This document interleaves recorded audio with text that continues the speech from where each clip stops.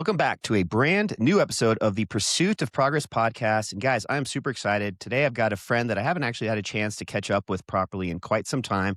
So really excited to have a nice, just honest, open communication, open conversation with Eli Nevarez. He's actually out in Albuquerque, and we've connected just over the last couple of years a few times, but somebody I really look up to, somebody I just really want to get to know a little bit better. And I'm excited to have him on the show. So Eli, you're actually the first return guest of the Pursuit of Progress podcast. So we're so excited to have you back on season 3.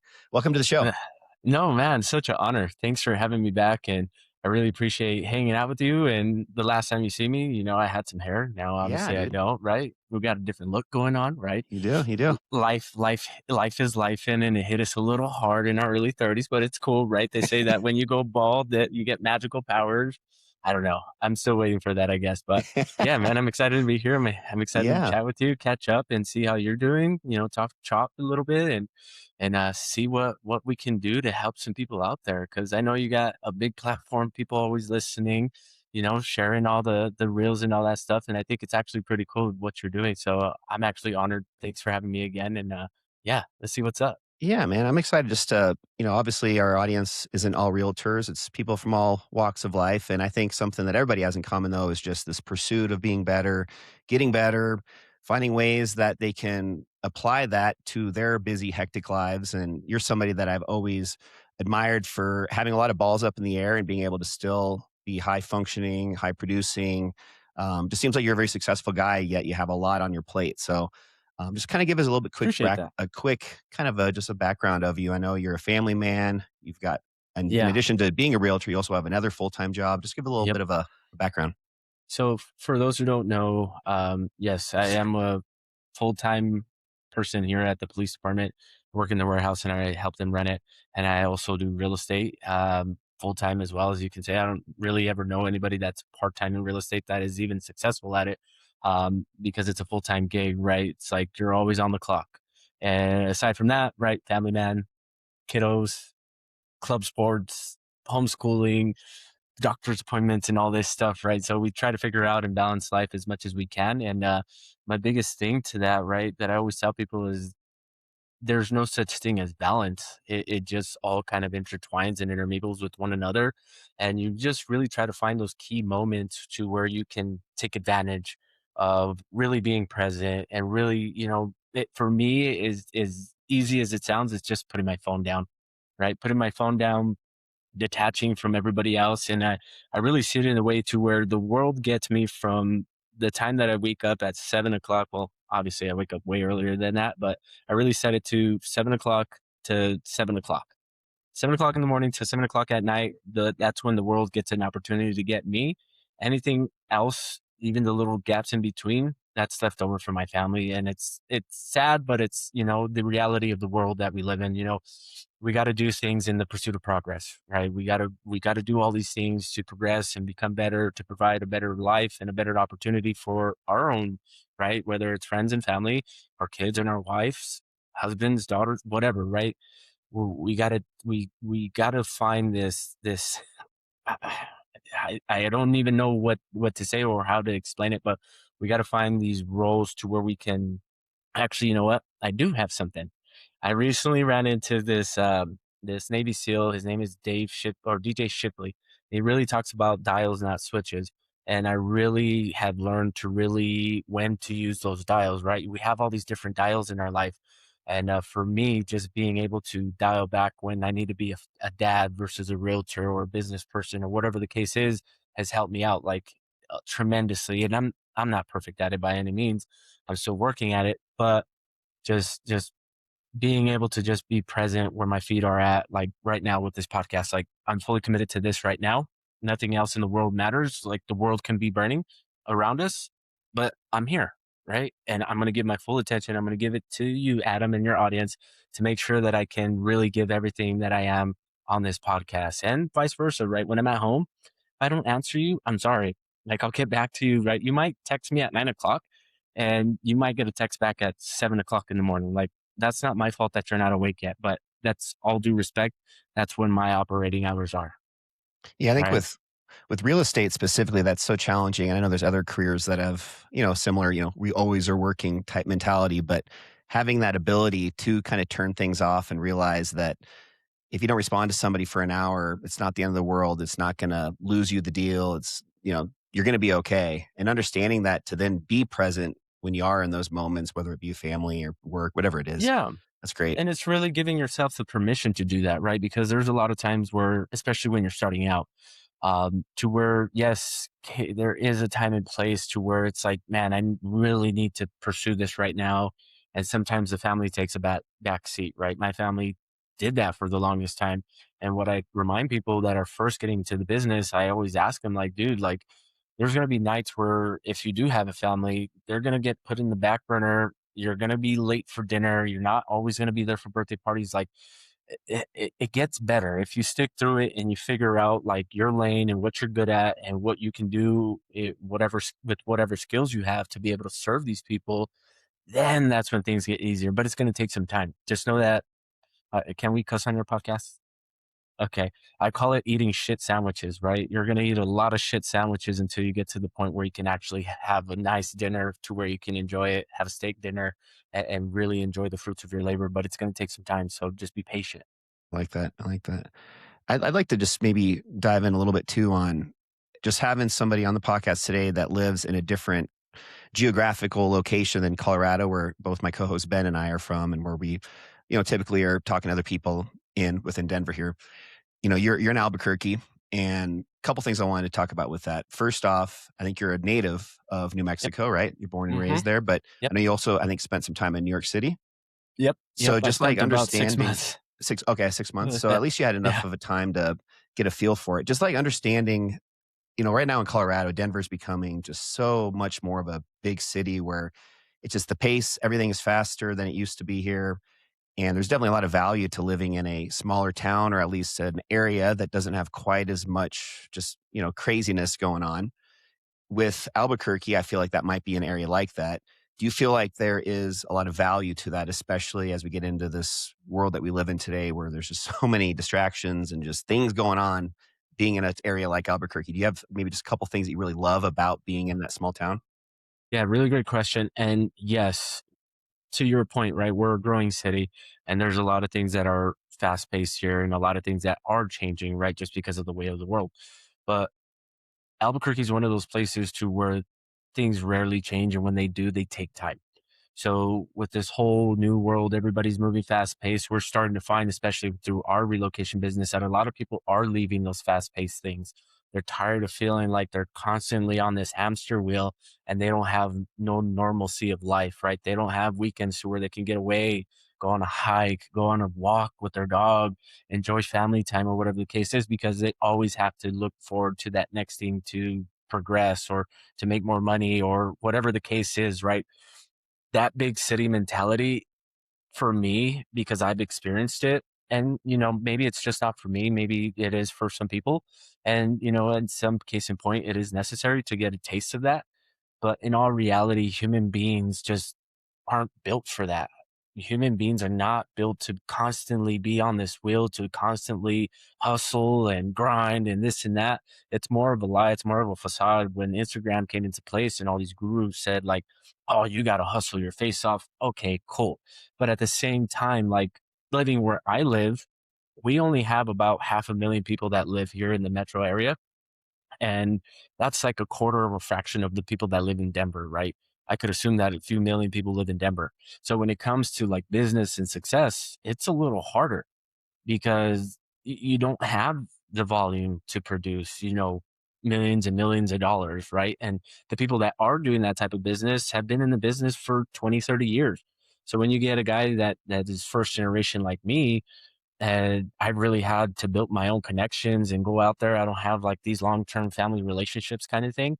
I've really had to put in the work and really talk to myself and say like, okay, slow progress is better than no progress. And looking back at, coming up on 8 years of real estate, I'm looking at my daughter and she's already about to be 14.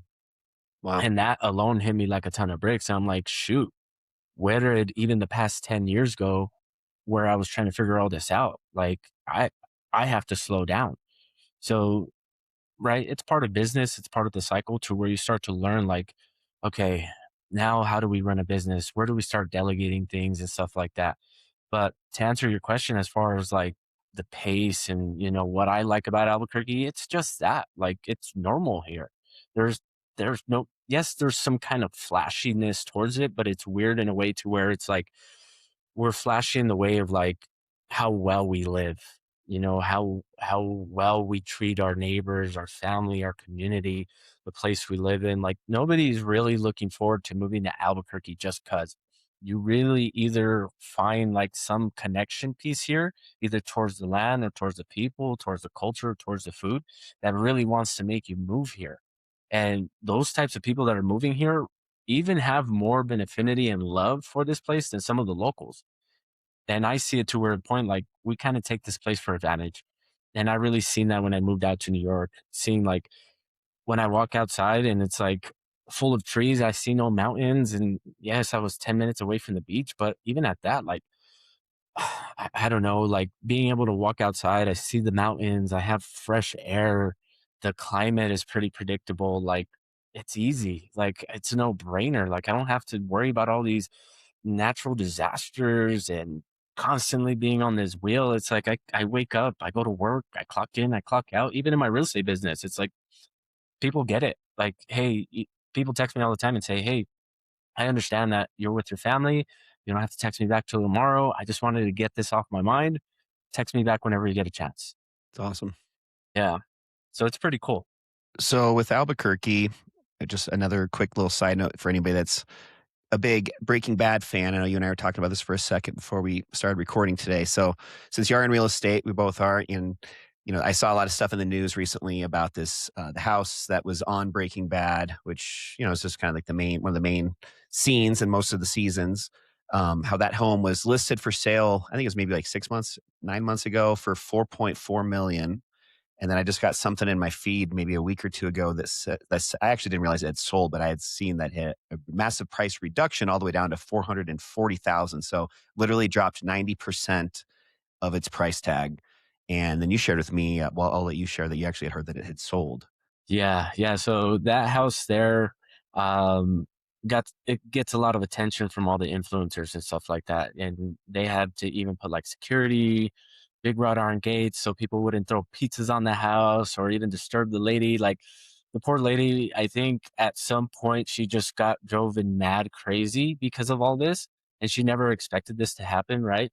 To a point where it was just like she was like calling the cops on people and stuff like that. So yeah, that house just recently sold and it sold to Aiden Ross, that YouTuber. And I think he bought it for around like $780,000. There's like a few bids on it. And yeah, he ended up winning it. He just announced it on some stream, I think. I seen this yesterday actually. So I thought that was pretty cool. I don't know what he plans to do with the property.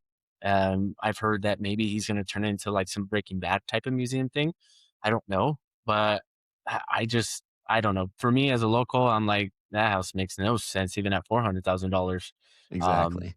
so it's pretty crazy on how like much influence, Instagrams, YouTubes, and TikToks have actually put on the real estate market when it comes to these vanity things like this house. Like, I don't know. To me, like the house is just they're the houses down the street that were for sale were a lot more appealing than this one here, just in my honest opinion, right? And that's kind of like showing light to what happens now in the world. Yeah, pretty shallow world that we live in with that type of stuff happening. I know that I had heard what is his name? Matt Rife, the comedian. I think he had purchased the Annabelle house from the horror movies Annabelle, and at that one, at Yeah. least, I could see a little bit more reason, just because there's things that theoretically had happened, within the house with Yeah. some of the ghosts and stuff. But, anyways, just thought that was a fun little side note to share with you guys. And I think recently, that's one of the things that's really put Albuquerque kind of back in the headlines a little bit. So that was cool. Yeah, on a positive note, right? Yeah, exactly, On a exactly. positive note. To your point about, like, vanity houses like this, I've always told people, even when I before I got into real estate, I met some older gentleman that was in the game, and he had told me, "If you get the opportunity to sell a haunted house, sell it, because it's always going to sell, and it's gonna sell for a lot more than you anticipate." I don't know, like, it's crazy, like, there's people who buy these things. The haunted house thing, I see a lot more than the Breaking Bad house, because Yeah. like, the Annabelle house, even, like, you guys have that hotel out there that they did Yeah, The the Shining. Stanley Hotel. Yeah. Like, if that thing ever sold, dude, like, that would be crazy. That's history, right? So, like, I think the historical part and, like, something tied to it that actually happened makes more sense than some show on a freaking house on a TV show. Yeah, the only moneymaker I could see is if they maybe turned it into a short-term rental and it just, got such a high dollar amount per night just because of the status it had. Well, we had the Stranger Things house here too, right? No, I did not know that. Mhm, yeah, the Stranger Things house, yeah, that just recently sold last year, but that was an Airbnb, and they had it all dressed up just like they did on the TV show. That one they actually filmed inside the house. Oh, So wow. that one makes more sense than the Breaking Bad house. Well, let's shift gears. I'd like just to talk a little bit more about, the pursuit of progress, and I know, again, going back to just how you have all these things up in the air. At any given time, you've got, multiple full-time jobs, 2 kids, a wife, just a lot going on.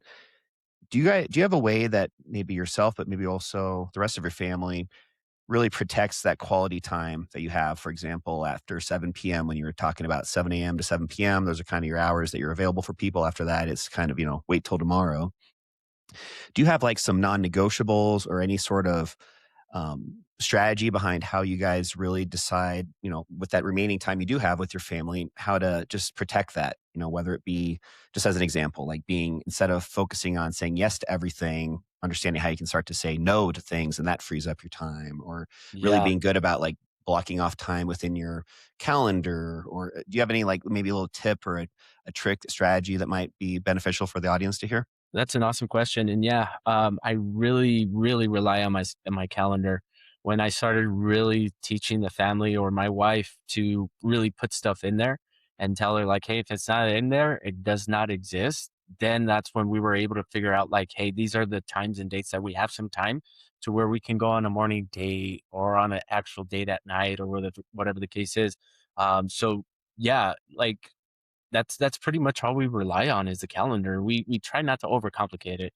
We tried to like set like, hey, on Thursday nights we go and do this kind of thing. But then the kids started playing volleyball, or my son started having tutoring with one of his tutors to learn how to read and that kind of deal. So that just kind of like messed up our week. So we were like, this is too much structure. We got to leave some room for some flexibility. Like, so what I try to do is really try to get everything done in the morning and leave my afternoons quite open for things that come up, right? I got to step out of the office to go and take a kiddo to a dentist appointment, or I got to go home and handle something at the house, or a Saturday. It's like I try to leave my Saturdays pretty open and try to knock out everything during the week. That way that we can spend more time on the weekends, go out on a camping trip. This last year we bought a fifth wheel, so we're planning on doing more camping this year. So it's that like, hey, where can we fill in these gaps before I get busy? That way I know what to say no to or delegate it, right? Because I learned how to use somebody to help me show houses or go out and meet with the new buyer. And that's another thing that I've had to learn, right? Just letting go of some certain things um, that would benefit me and, make me money in order to do these other things that fulfill me a little bit more, right? Not saying that real estate doesn't fulfill me, but being with my family with the amount of time that I've already lost, having that in mind, it's like now I'm trying to make up. And the more that I can do that, I know real estate's just going to take care of itself, right? We've already done everything. We've done the YouTubes, we've done the Instagrams, we've created a little bit of a name for ourselves here locally. Like things are just going to happen. If we continue to do the daily things throughout the week, things are just going to happen. Like we're okay, right? And that's more or less like an internal conversation that I've had to where it relieves the anxiety, it relieves the pressure. It really helps me be more of a dad and a husband and be more present at home versus always thinking about business, right? Because Mhm. that's the trap that we fall into is like we're always thinking about the next thing that we can do better or this or that. And I really had a conversation with my buddy this past week. We met up for coffee, and these are friends that I've had for the almost about 20 years now. And he asked me like, why? why do you want to do all this? And I was like, dude, I've asked myself that before, but I've never really asked myself to the level of what you're asking me. He said, do that. And then once you get to that point, because you're going to reach a certain point to where you start to almost deny yourself on the things, ask yourself, why not me? Why not? Why can't I do that? And then that's where you start to get better at your game. I was like, dude, like, that's crazy. Like, I've never even thought about that. And this guy is like, he, by trade, he's an actor. So for me to have that conversation with my buddy, it was crazy. It was like eye opening. And it really helped me out just to really put things into perspective of like, okay, where can I better plan my time and what tools can I put tactically in place that will help me with that? Okay, well, let's look at our schedule. If we're going to live by the schedule, what can we do to where it's like maybe Mondays we pack in our schedule to where it's like Mondays we really don't have too much going on. It's the start of the week. People are getting their week started, kind of getting back into the groove to where we can do things to get ahead. Yeah, we're getting back into the groove ourselves, but can we, do all the things that necessarily don't require a lot of time from us, like writing a blog post, doing an Instagram post, doing, the analytics for our YouTube channel, just all those little nuanced things that you would think would take a lot of time. But once you actually sit down and do them, it's like, oh, shoot, that only took about 30 minutes. Are you a Right. big proponent of batch? So when it comes to personal branding and some of the social media related stuff with batch recording and just being really good about dedicating an hour and not just doing maybe one social media post, but spending that hour to plan out the next five and recording all the content for those five and just working smarter, not harder. I used to be, Okay. but somewhere in the past couple of years, I've realized that I only have so much bandwidth throughout the day to where I'd rather put out something that is good versus something that's mediocre and I just kind of half-assed it, right? I do use a lot of tools like ChatGPT to help me, not to do all the work for me, but to do a little bit of the heavy lifting to just get me there, right? I'm struggling with an idea. Hey, I use all those prompts. Give me 5 hooks that will stop the scroll, whatever the case is. And then I just go through them. I'm like, oh, that one sticks out. And then I kind of reframe it to what I'm thinking about that day. And I do have like a content calendar that I have now that I plug in most of my ideas. I try to do that on Sundays to where I already know what I'm going to be posting for that week. It's just creating the description, going out to film the actual video, whatever it is at that point. I try to figure out throughout the week. That way it's not so much stress of like, all right, Tuesday at 2 o'clock, I got to do this. Because when I started doing that, I was like, if I missed it, now I got this in the back of my mind and it's freaking stressing me out while I'm at home that I didn't do that task, right? Because I fixate. Call it ADHD, ADAD, or whatever D's that you want to call it, right? It's really the true fashion of learning how I work. And I know this is how most people work. We only have so much bandwidth throughout the day that, um, and I learned this from doing that 75 hard thing. But then I started really looking at it and I'm like, dude, why do I have to have 8 tasks in a day if my day only requires for me to do 3 to 4? Why do I have to continuously figure out to do 8 tasks to be successful? Like, I get it. And maybe this isn't for me. Maybe this is for that person that has no structure or doesn't know how to really do these things.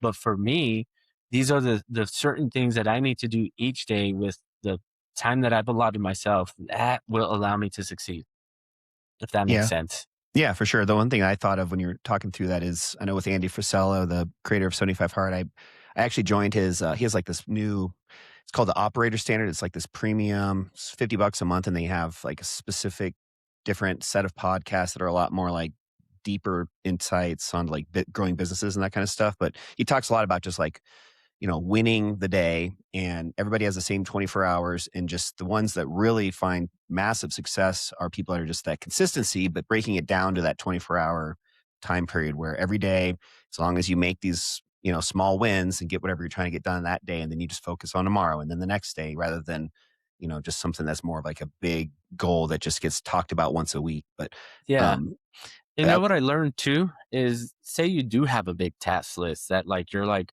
I got to get all these things done today. That's not bad either because what you can always do is push it off to the next day, right? And then you figure out when to add it there, right? And maybe something else gets pushed off to the next day. But what I found is that that will always give you something to do. It'll always keep you busy, right? It's like, oh, shoot, I have this project that I got to get done. I'm going to work on it a little bit today. If I don't get it done, then I can push it off till tomorrow, Mhm. right? I don't know if that's good or bad, but I know that it allows you to fill up your schedule with things that you are constantly doing to touch base on your business, touch base on your health and fitness, whatever the goal is at that period in time. And I think that's another thing, right? Is like you got to understand what you're striving for. What is your actual goal versus the whole money aspect of it? Because I think that's where it gets muddy is when you start to really just think in terms of like, how much money is this going to make me? Versus like, what is the ROI in my health and fitness? What is the ROI with time spent with loved ones or family members? What is the ROI of me just having peace at that point, right? I think that gets left on the back burner a lot because people are always in the pursuit of just financial gain. And I think that can mess a lot of people up. How old are you? Mid 32? 30s?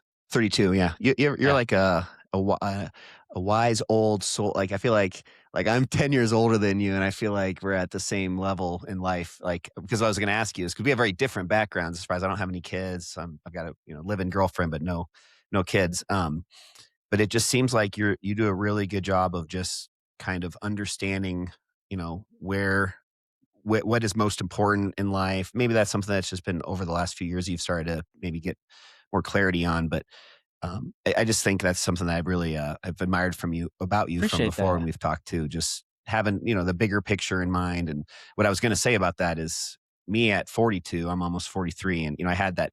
I don't like to use the word midlife crisis, but like kind of figuring out like what is the point of what is the purpose of life, and trying to figure out like what that greater purpose is, just to keep me just motivated and moving forward because of something bigger than just money. Yeah. And it seems like you've kind of been able to figure that out pretty early on in life, which is awesome.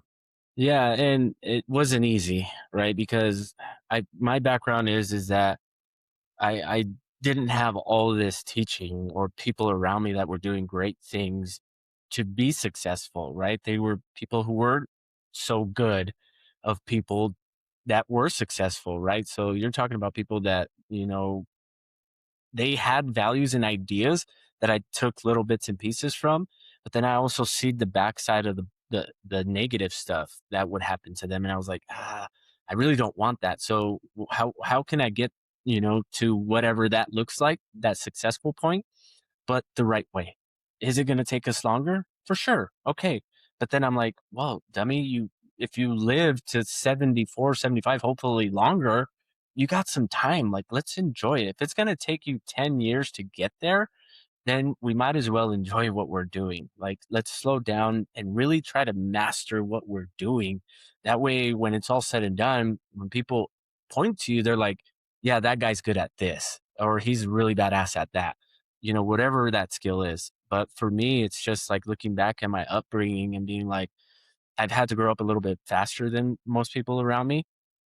And for me, that was just how can I always stay sharp for those people around me because people depend on me. It's not about me. It's about the people around me that are looking up to me to be this person, to succeed at this level, to do whatever goals that I've set out to really achieve them. Hmm. And it's really been that and just really trying to discover that. And I don't know if it's like um in a philosophy kind of way, but it really was that at some point in time to where it's like, oh, this is all mindset. Like these people who are out here constantly messing up, they're on the right track, but then somewhere down the road they mess it up royally and they can't get back on track. Like, how can I avoid that? Like, what do I got to do to not be that person? Right. So, yeah, no, I appreciate you saying that. And I have a lot of people tell me that. And I really do feel like that old soul. Right.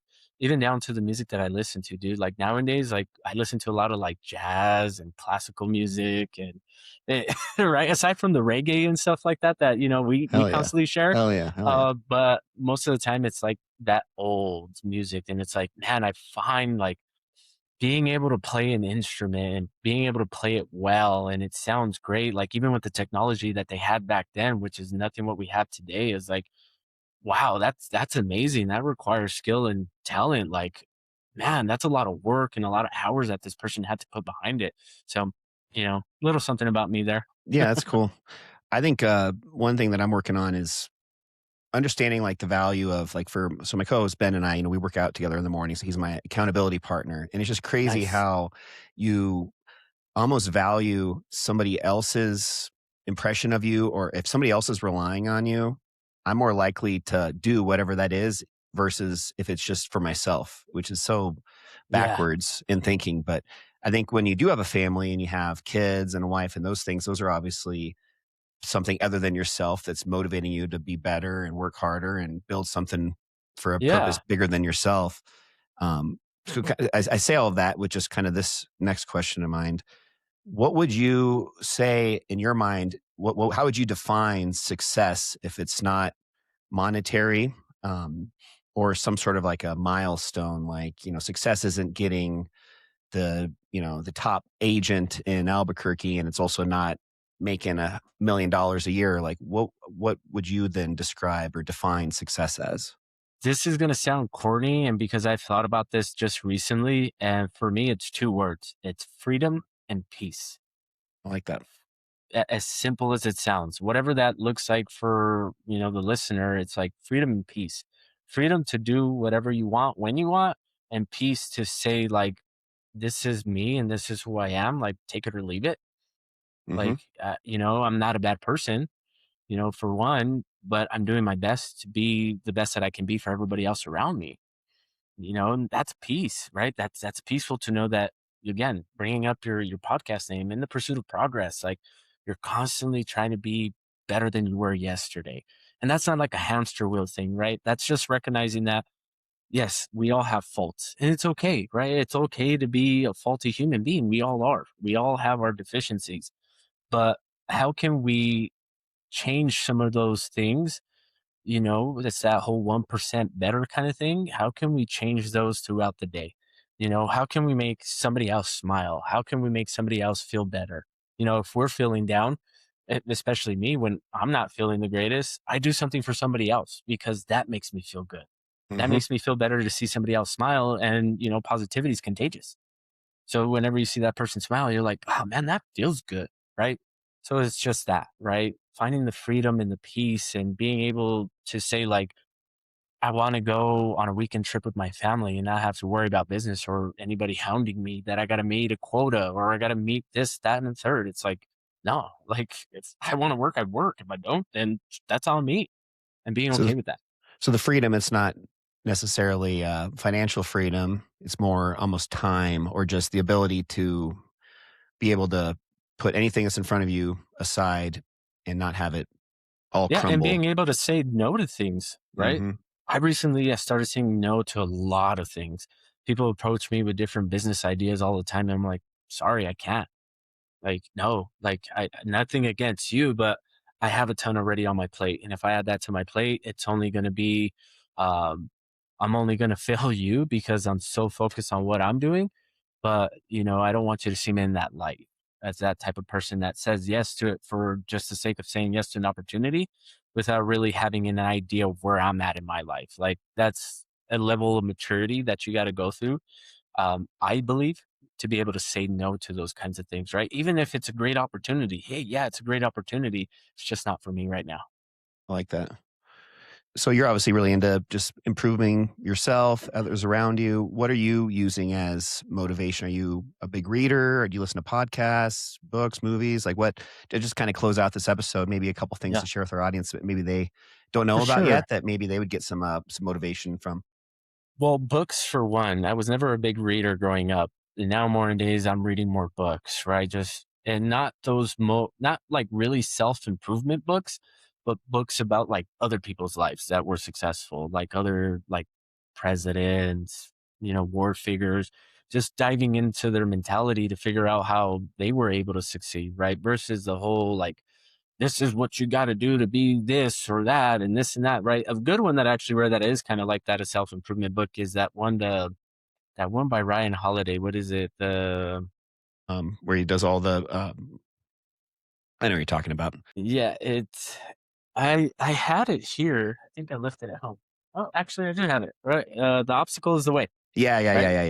Yep, he does. This What do you one, call the Aristotle, Socrates, what do you call it? There's a term for that.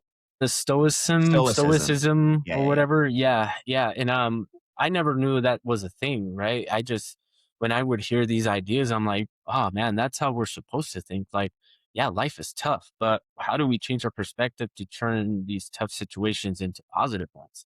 How do we turn that right? And I've got lucky because my mom always spoke those kinds of words into me because we were never dealt like the right cards, right? Say how it is kind of thing. Mhm.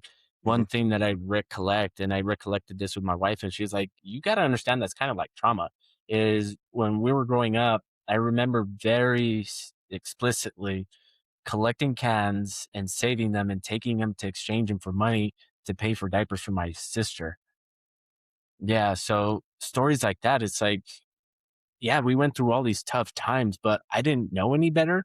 So for me, just being able to come out of that and seeing that I'm okay is like, man, yeah, my mom really like instilled this positive mindset of, hey, yes, things aren't good right now, but always keep pushing forward. Always move forward. It's not always going to be like this. It's going to pass over. Like these things don't last. Like even recently now, like my uncles, we've had a couple of deaths in the family, and even that, like my mom is still positive, and she's the older sibling out of all of them, so I'm the oldest like grandchild.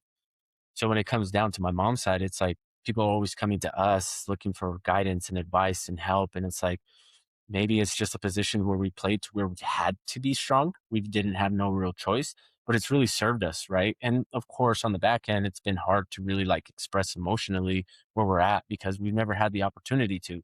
Now I'm getting the opportunity to, through my kids and my family. But I think at time and place, that's really served me and really helped me. But yeah, getting back to what I'm doing is doing a little bit more reading, figuring out other people's ideals, having conversations like this and getting with other human beings and getting outside of the Instagram hustle cultures and that kind of deal because at one point, yeah, that helped, right? It helped me kick some, fire under my butt or whatever the case is to get back into motion. And at times it does serve me. But I think in all reality, when you start having real conversations and really diving into people's perspectives and ideas, you can pick and choose what you like and it really can serve you, right? So I think for me, it's just that. It's just seeing how other people are living, right? In a realistic sense versus these people who are anomalies, right? Because there's no, they're out of touch for reality at some point. They want you to do all this and be super successful. And why aren't you do? It's like, dude, like I got 100 other things that I got to do. And maybe you're doing the same. I don't know. But here's what I'm working with and I'm sure it's way different that you were working with. And my wife, again, bringing her up, she reminds me of this all the time. She says, you have to remember that some of these guys that are ahead of you, they don't they don't have all the responsibilities that you have. They either don't have kids or they don't have another job or they can just go out and do all these things because they don't have to be home by 7 o'clock to, put the kids to bed or have dinner or be home on the weekends to help out with the house, clean the house and do these things, right? So be grateful, give yourself some grace, yeah, you got a lot of responsibility, but be grateful for that, like that you have the opportunity to have all these things because some other people don't, right? I don't know, like just so we don't get too much in the weeds, just wanted to plug that in because I felt like it could help somebody, right? It's okay to not be at the position to where maybe some of your peers are. It's okay, right? This is your life. This is your plan. This is what you're supposed to be doing, and you're exactly where you're supposed to be at. So put on the blinders and just run that race, Love whatever that. it looks like, right? We're such a comparison culture these days and get so caught up in the highlight reels that everybody posts on social media, and it's not reality, it's not the norm, it's not what their life is like either, whoever's posting it. And just like you're saying, put the blinders on and just focus on you and who's most important to you and forget about everything else. It's easier said than done, but very, very Yeah, well yeah. said. Yeah, because we all want, it's a cool ass car, big ass house, but at the end of the day, you gotta remember you gotta maintenance that car and you gotta clean that big ass house.